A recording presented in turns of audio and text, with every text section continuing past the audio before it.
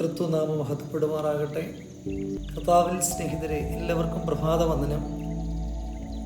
പരിശുദ്ധ ദൈവമാതാവിൻ്റെ ജീവിതത്തിൻ്റെ മറ്റൊരു സവിശേഷത, വിശുദ്ധ കുർബാനയിൽ പ്രഭാത നമസ്കാരത്തിൽ, ശ്ലീബ നമസ്കാരത്തിൽ നമ്മൾ ചൊല്ലുന്നൊരു ഗീതമുണ്ട്.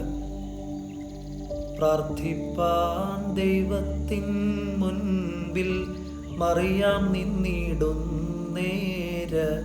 അഗ്നിജ്വാലവൃതനാം ദൂതൻ സവിതേ ചെന്നുര ചെയ്ദേവം. മാതാവിൻ്റെ ജീവിതത്തിൻ്റെ മറ്റൊരു സവിശേഷത ഇവിടെ വെളിവാകുന്നുണ്ട്.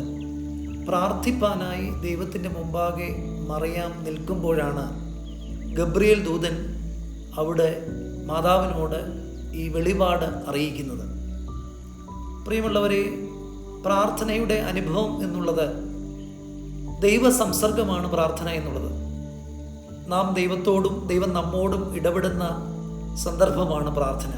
ദൈവം നമ്മിലേക്കും നാം ദൈവസന്നിധിയിലേക്കും ഇറങ്ങി വരുന്ന അനുഭവമാണ് പ്രാർത്ഥന.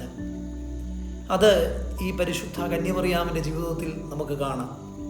12 വയസ്സുവരെ ദേവാലയത്തിൽ വളർന്ന മാതാവ്, അതിനുശേഷം ജീവിത വിശുദ്ധിയും പ്രാർത്ഥനയും അവളിൽ ഉണ്ടായിരുന്നു.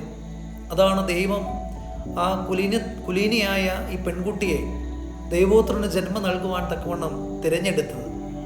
ദൈവം തിരഞ്ഞെടുക്കുന്ന ഒരു നല്ല നാളുകൾക്ക് വേണ്ടി നമുക്കും ഒരുങ്ങുവാനും പ്രാർത്ഥിക്കുവാനും ജീവിത വിശുദ്ധിയിൽ ആയിരിക്കുവാനും കഴിയുന്നുവെങ്കിൽ, നമുക്കും ഒരു സമർപ്പിക്കപ്പെട്ട ഒരനുഭവം ഉണ്ടെങ്കിൽ ദൈവം നമ്മുടെ ജീവിതത്തിൽ ഇടപെടും എന്നുള്ളതിന് ഈ ഒരു സംഭവം വെളിവാകുന്നു.